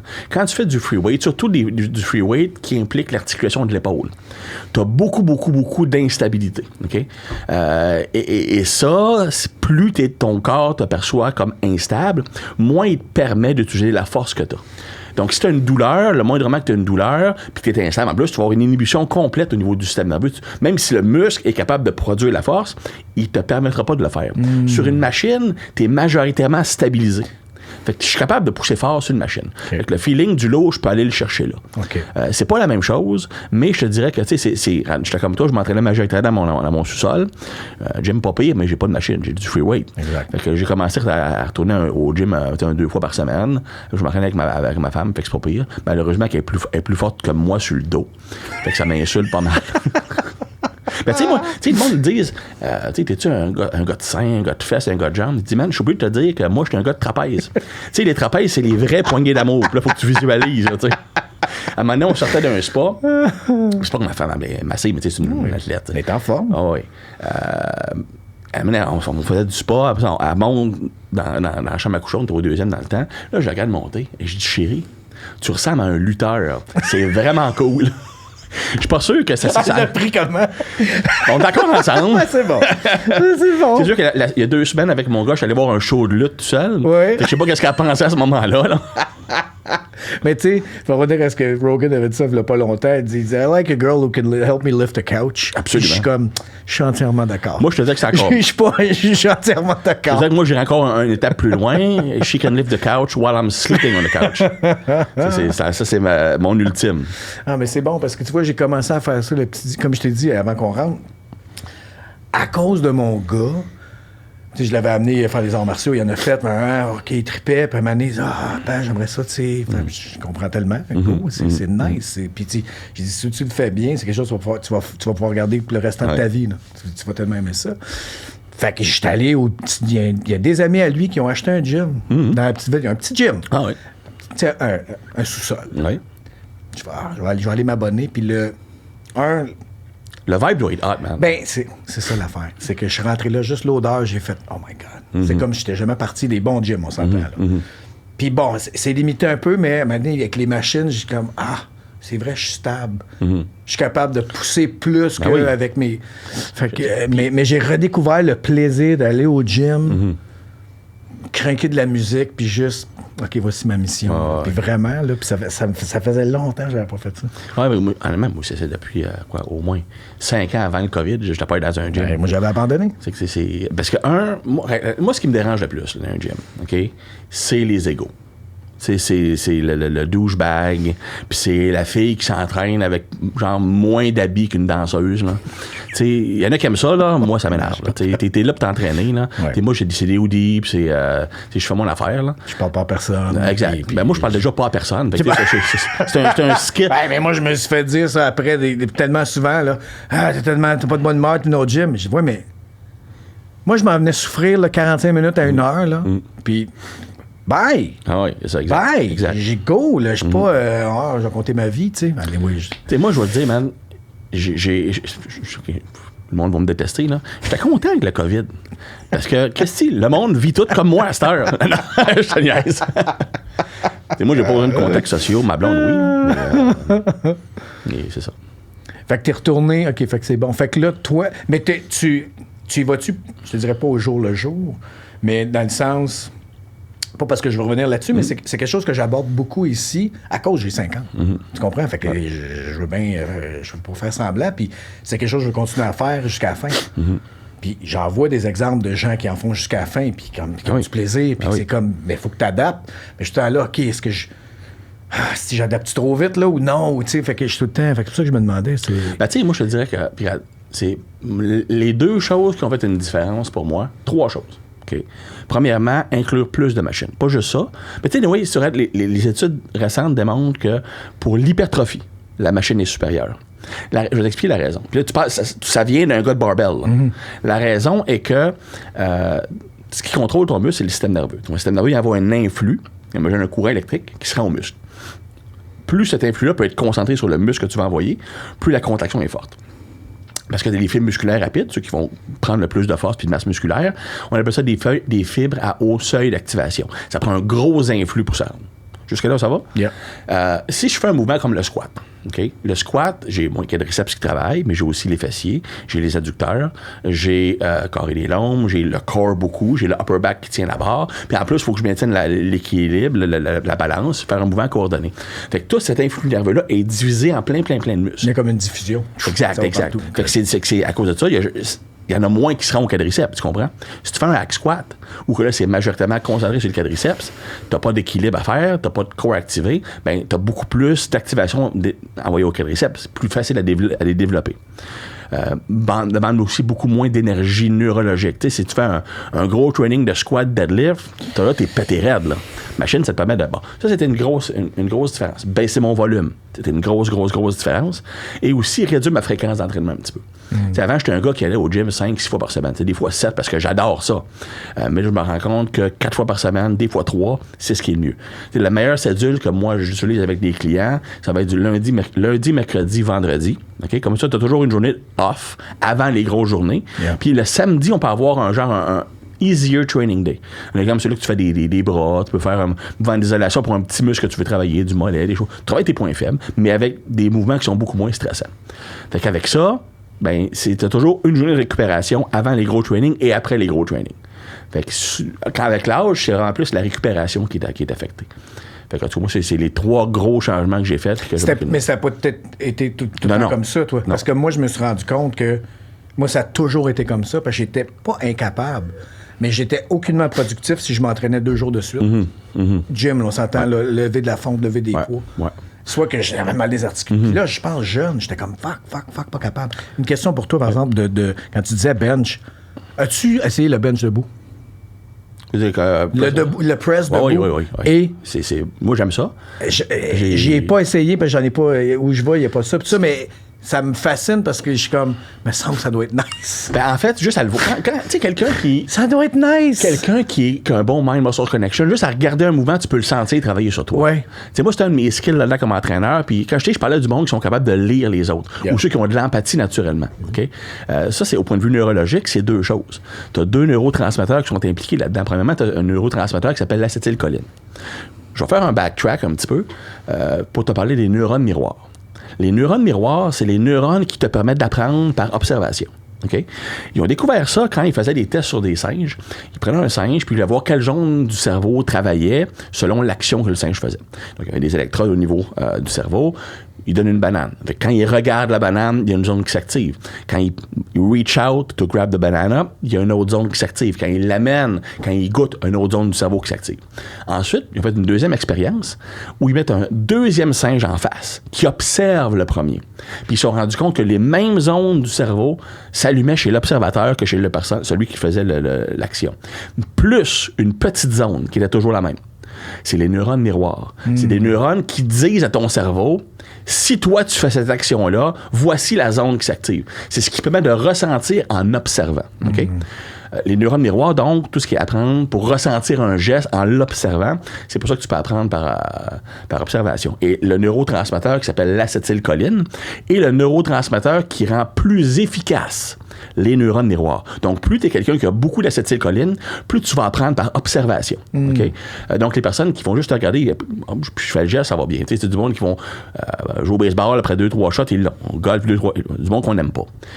Mais tu sais, on peut faire un parallèle maintenant avec l'empathie ou encore regarder quelqu'un faire un geste. Ça va, mettons, je te regarde faire ton bench press debout. Ben, moi, les neurones miroirs vont activer la zone de mon cerveau qui serait active si je faisais le geste. Ça, c'est la première étape. Deuxième étape, tu as un autre neurotransmetteur qui s'appelle le glutamate, qui est essentiellement un amplificateur émotionnel. Plus tu as beaucoup de glutamate, plus tes émotions, bonnes ou mauvaises, sont élevées. À la base, le glutamate, c'est un neurotransmetteur pour la mémoire. Mais la raison que ça fonctionne pour la mémoire, c'est que la mémoire est quelque chose de sélectif. Okay? Tu te rappelles pas de tout ce que tu as fait aujourd'hui, sinon tu virais fou. Tous les petits détails, c'est impossible. Fait que ton cerveau décide qu'est-ce que je vais stocker.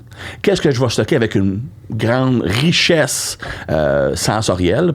Donc, plus c'est important pour toi, plus tu vas avoir une grosse place dans le cerveau. Et le premier filtre, si tu veux, c'est l'état émotionnel dans lequel tu te sentais quand c'est arrivé. C'est pour ça que les événements qui arrivent quand toi, tu es soit vraiment, vraiment, vraiment excité, vraiment de bonheur ou de bonne humeur, ou complètement down, ou très, très apeuré, tu vas les stocker avec beaucoup plus d'intensité au niveau du cerveau. PTSD, là, c'est la raison pourquoi quand ils vont revivre l'événement, ça a l'air tellement réel. Bon.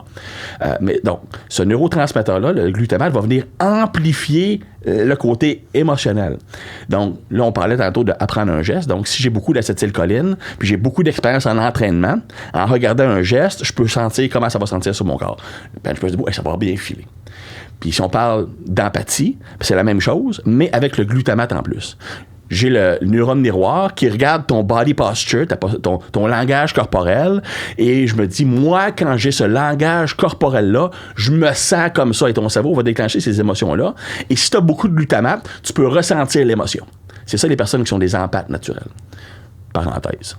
Mais ça pour dire que je regarde le bench debout, et tu le regardes, puis tu le sens. Je sens que ce serait agréable. Puis ce qui arrive, c'est que moi, ma théorie là-dessus, parce que quand tu parles au point de vue mouvement, c'est pareil comme un bench, tu sais. Mais ce qui arrive, c'est que vu que tu es complètement debout, instinctivement, quand tu pousses, tu vas te reculer vers l'arrière. Puis c'est comme ça qu'on devrait bencher. Sur une machine, sur un bench. Quand tu pousses, il ne faudrait pas que tu te concentres à pousser les dumbbells, il faut que tu pousses, tu te concentres à rentrer ton dos dans le bench. Mais ça, vu que tu es debout, puis que tu n'as pas le support des jambes en étant assis, instinctivement, je pense que tu le fais. Fait qu'automatiquement, tu enlèves beaucoup les épaules du mouvement. C'est vraiment concentrer plus sur les pectoraux. Parce que moi, honnêtement, le bench, j'ai fait ça pendant 1 an. Je me suis tellement scrappé les épaules quand j'ai commencé que j'en ai jamais refait. C'est le pire mouvement. J'en ai... Christian, là, je te dis, 91 à aujourd'hui. Fait que ça a été des dumbbells, ça a été OK, j'ai fait attention, puis mon mouvement. Okay. Puis ça va souvent dépendre aussi de la. On pense que toutes les épaules sont pareilles. T'en as qui ont le socket d'épaule complètement différent. Fait que moi, je te dirais que par expérience, très, très, très rarement vu quelqu'un pour qui le bench press est un bon mouvement pour les pectoraux. Ça va soit être l'épaule qui domine ou le triceps, tout dépendant si tu as des longs bras ou des bras courts. Fait que tu sais, c'est aussi bien d'aller vers des options qui vont être plus efficaces. Ben, comme je te dis, ça m'a. À part si tu veux être un culturiste ou si tu fais du powerlifting ou tu as un événement, je me rends compte que un chest surdéveloppé m'aidait nulle part. Non. Tu sais, pour vrai. Ben, le pire, c'est que tu regardes, c'est un petit historique de bodybuilding. Si tu regardes dans les années 60, 70, 50, les pectoraux n'étaient pas un muscle important. Même, tu regardes Vince Gironda, qui était le entraîneur de bodybuilding, genre le premier, spécialisé là-dedans, qui a entraîné les 2 premiers Monsieur Olympia. Lui, en fait, il n'y avait pas de bench dans son gym. Et il était contre le développement des pectoraux. Parce qu'il trouvait que ça faisait plus très féminin que les gros seins, ces choses-là. C'était plus aller chez la largeur d'épaule, largeur de latte, pour avoir un look plus carré, plus esthétique. Les pectoraux, à ce moment-là, même en dehors, le bench press n'était pas vu comme un mouvement très important. Ça a changé avec Arnold. Ouais. Arnold qui est arrivé avec des pectoraux qui dominaient. Mais je pense que même à ce jour, c'est les meilleurs pectoraux qui ont jamais passé. Fait que le monde a commencé, hey, on va faire du bench. Ça, c'est la première chose. Deuxième chose, tu regardes l'haltérophilie. À l'époque, avant 72, l'haltérophilie avait 3 mouvements. Tu avais l'arraché, qu'on a encore aujourd'hui, tu avais l'épaule jetée, qu'on a encore aujourd'hui, et tu avais aussi le military press. Donc, ça, c'était le mouvement de l'haltérophilie qui était plus vraiment un mouvement de force. L'arraché, c'est plus côté athlétique, vitesse, puis l'épaulé jeté, c'est plus la puissance. Donc, les Américains étaient très, très, très, très forts physiquement. Donc, ils se faisaient battre souvent à l'arraché, ils dominaient au développé, au press, et ils étaient normal à l'épaulé jeté. C'est pour ça qu'ils pouvaient gagner plusieurs médailles en compétition internationale. Et en 72, ils ont éliminé le press, parce que c'était des compétitions qui étaient trop longues, puis ils ont gardé juste l'arraché, l'épaulé jeté, donc tu n'avais plus de volet force. OK? Donc, les Américains se sont fait planter parce que leur leveur était fort, mais pas... Bon. Et c'est là que le powerlifting s'est développé. Okay. Les gars, ils disaient, hey, mais dans quel sport je peux compétitionner? On va inventer un autre sport de force. OK, on ne va pas de military press parce qu'il y en avait dans l'haltérophilie, on va faire du bench press. Puis c'est à partir de 72 que le bench press a commencé à être même, je faisais 75, avec Arnold et avec l'augmentation de la popularité du powerlifting, que le développé couché a été plus important comme mouvement. Mais pendant longtemps, c'était ce qui est important, c'est quoi le poids que tu peux lever à partir du sol, puis c'est quoi le poids que tu peux lever au-dessus de la tête. Au-dessus de la tête, oui. Hein? Vraiment. Puis toi, sais-tu, qu'est-ce qui t'a amené à ça? On n'en a pas parlé, mais parce que moi, j'en ai déjà parlé ici. Tu sais, mes premiers... moi, j'étais petit, puis j'avais écouté Hulk. J'écoutais la série Hulk, fait que t'avais Lou Ferrigno qui était là, que j'avais fait... Mais c'est quoi ça? Ouais. Puis jusqu'à ce jour, tu sais, je trouvais ça beau. J'étais jeune, c'était pas OK. Bon, je sais qu'il y a plein de facteurs psychologiques là-dedans, là, de protection, fine. Mais esthétiquement, je trouvais ça beau. Fait qu'après ça, de fil en aiguille, lui, il m'a amené à Arnold, puis tout ça, puis comme wow. Puis là, j'ai découvert après ça toute la gang des années. Puis souvent, on parle beaucoup des gars des années 60, des années 70. Mais moi, j'aime beaucoup les gars aussi des années 5, Steve Reeves. J'aime mieux ça. Puis jusqu'à, je te dirais, Larry Scott, que j'aimais beaucoup, puis tout ça. Les gars des années 40, 50, 60, là, puis j'étais comme, il y avait quelque chose que je trouvais, là, physiquement, là, que c'était juste... La perfection n'existe pas, là, mais il y avait quelque chose qui est Caroline, que c'était pas loin. Après ça, on est comme tombé dans l'exagération.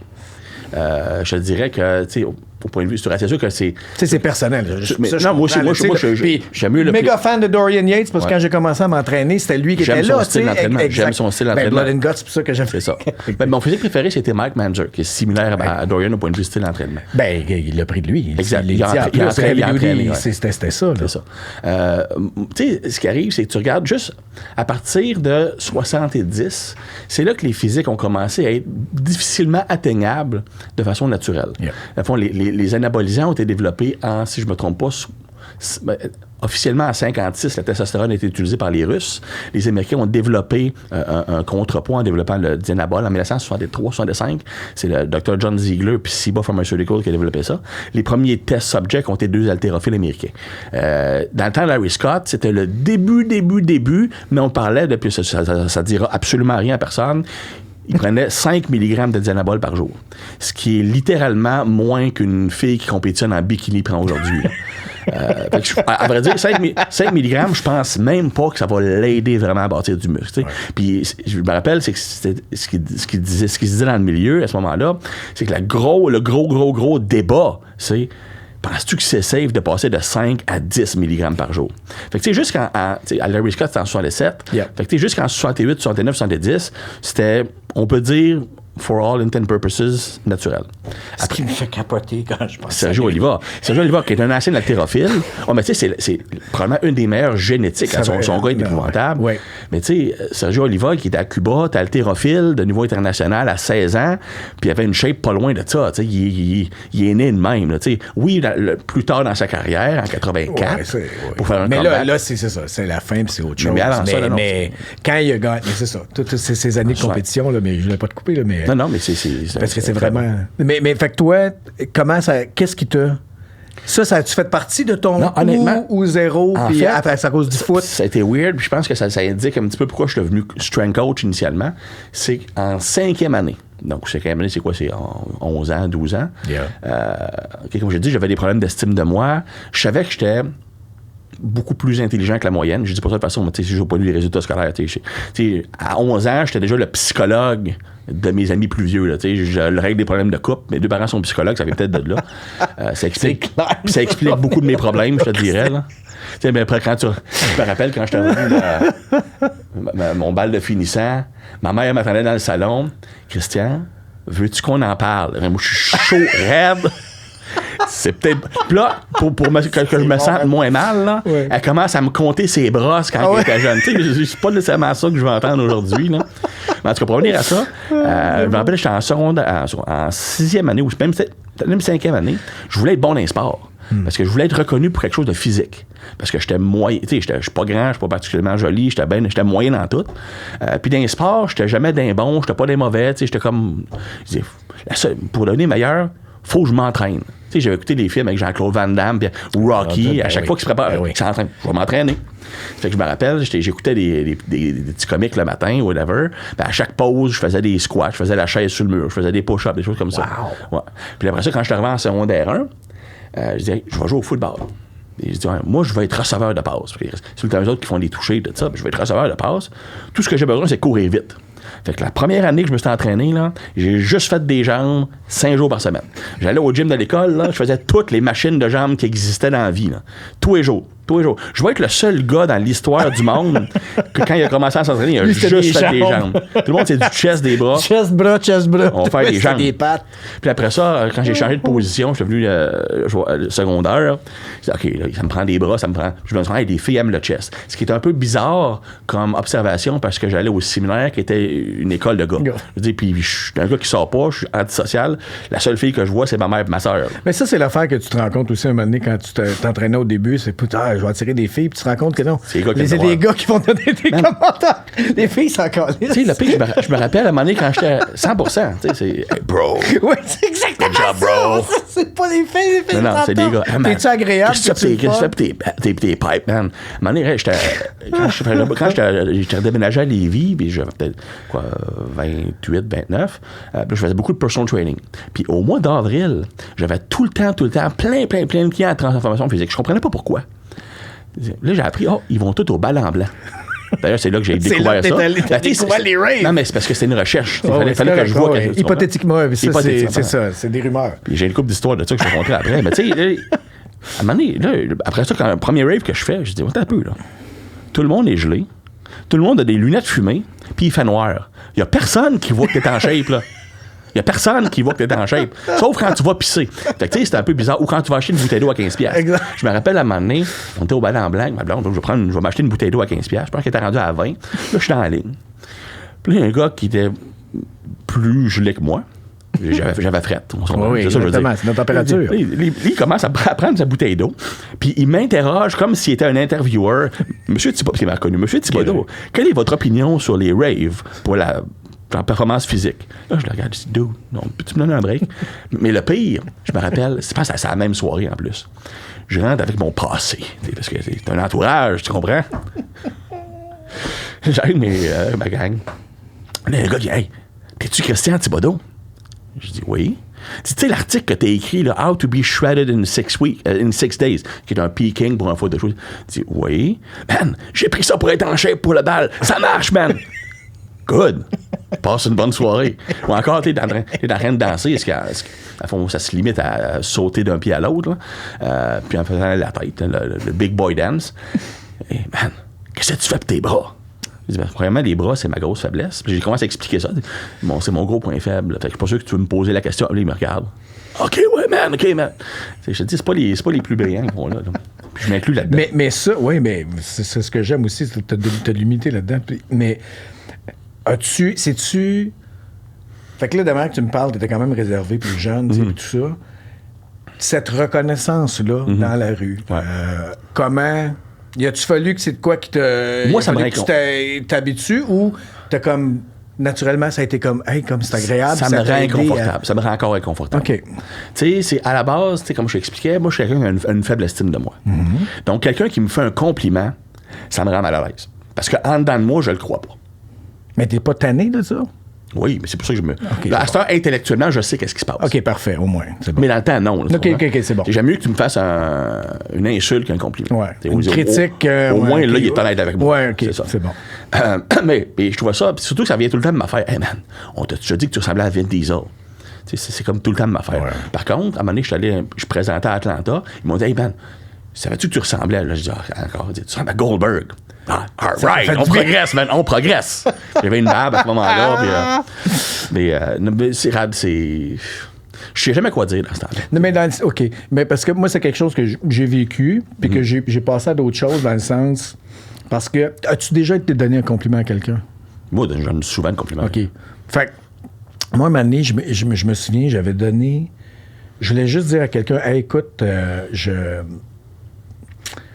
ce que tu as fait telle année, c'était vraiment important. Ça a été marquant dans ma vie, puis la personne l'a comme pris comme moi, je prenais mes affaires. Puis je voyais dans sa face que ouais, tu me flattes juste. Puis ça m'avait... J'avais fait comme, fuck, c'est-tu de même que je réagis quand les gens viennent me voir? Puis après, j'avais juste dit, à moi, là, OK, tu mets un produit, tu le mets là, right? Puis ça t'appartient plus. Ça t'appartient, mais ça t'appartient plus. Fait que, je suis qui, moi, pour dire à cette personne-là, non, mais c'est... Ce que t'as vécu, c'est pas bon ou c'est pas vrai. Fait qu'après, j'ai comme fait, fuck me. Puis ça a pris du temps, là. Je me mordais les lèvres en dedans, puis OK, puis hey, ton émission, là, c'est que ça filait pas dans ma vie, puis là, j'écoutais ça, puis ça a tellement fait du bien, puis j'ai fait, mais ça se peut, man. Puis tu sais, un gars comme toi, tu sais, le monde...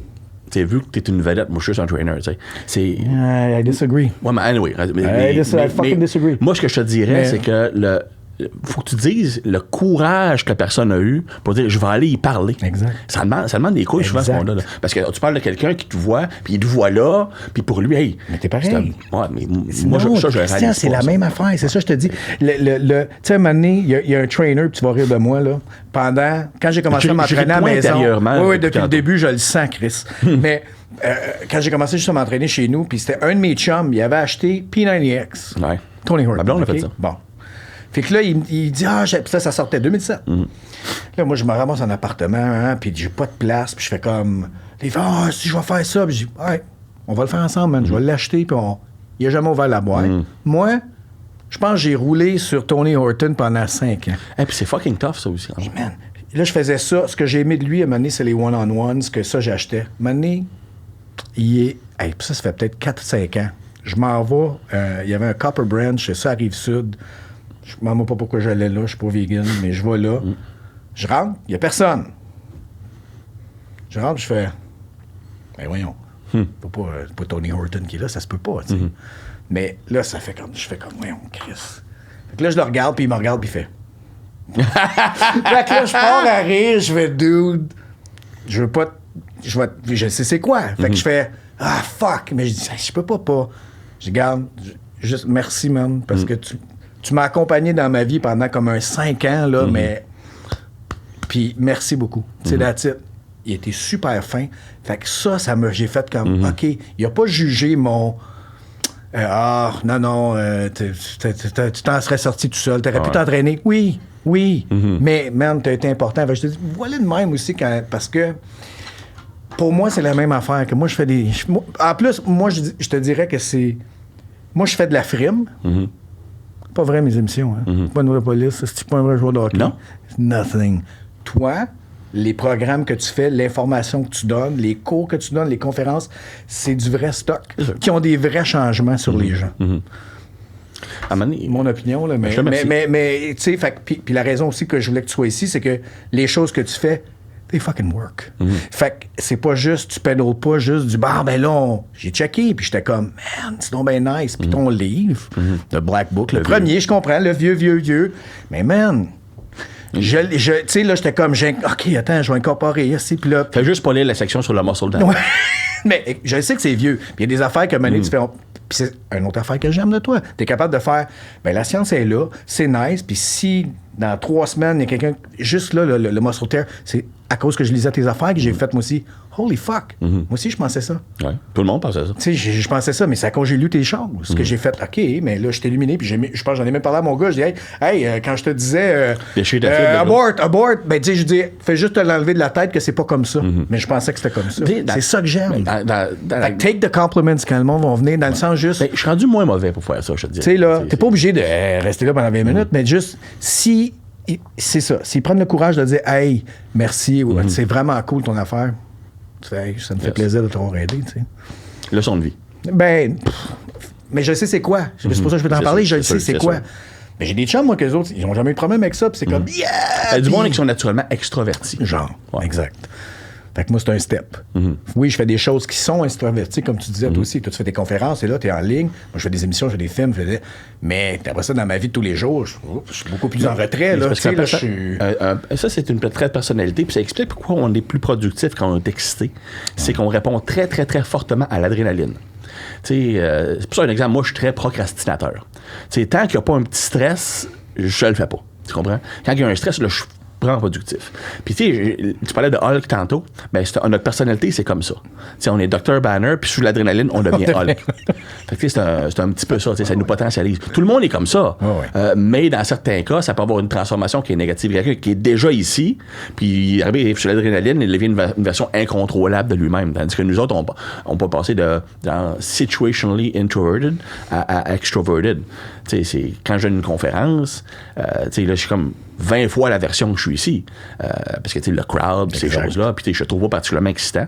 Fait que on fait ce qu'on peut. Je te comprends tellement. Déjà, tu as fait son temps normal. J'ai fait Chris, j'étais sûr que j'allais te perdre. Le pire, c'est que je dis ça à chaque fois que je donne une conférence. Je dis, si vous t'offrez les 30 premières minutes, you're good to go. Mais en passant, ça, c'est vraiment dur. J'ai découvert ça avec le COVID, les lockdowns, faire beaucoup de webinaires en ligne. Ouais. Mais là, t'as pas le crowd pour te motiver. Yeah. C'est vraiment difficile. Puis c'est comment dire, là, mais 1h30 de webinaire, ça me brûle plus que 6 heures en personne. Mais t'as pas le retour. Exact. Tu peux pas te feeder. Tu donnes de toi, mais les gens t'en redonnent. Puis c'est comme, il faut que tu te crées intérieurement un poussage dans le cul, puis ça te tire plus de jus encore. C'est quasiment, faut que tu parles à quelqu'un comme si... Exact. Moi, je n'ai un. Hey, je regarde tout le temps le nombre de personnes qui sont en ligne. Il y a 3000 personnes qui regardent. C'est énorme, mais t'as rendu compte, man? Le dernier, on a eu 13 000 personnes. T'as rendu compte, man? Qui ont fait, OK, j'arrête tout. Ouais. C'est l'heure. Ouais. Go, j'écoute Christian, ou j'écoute sur ton treadmill. Tu fais tout ça, t'en fais des lives sur ton treadmill. Tu fais des lives sur ton treadmill. Parce que c'est la seule façon que je vais faire du cardio.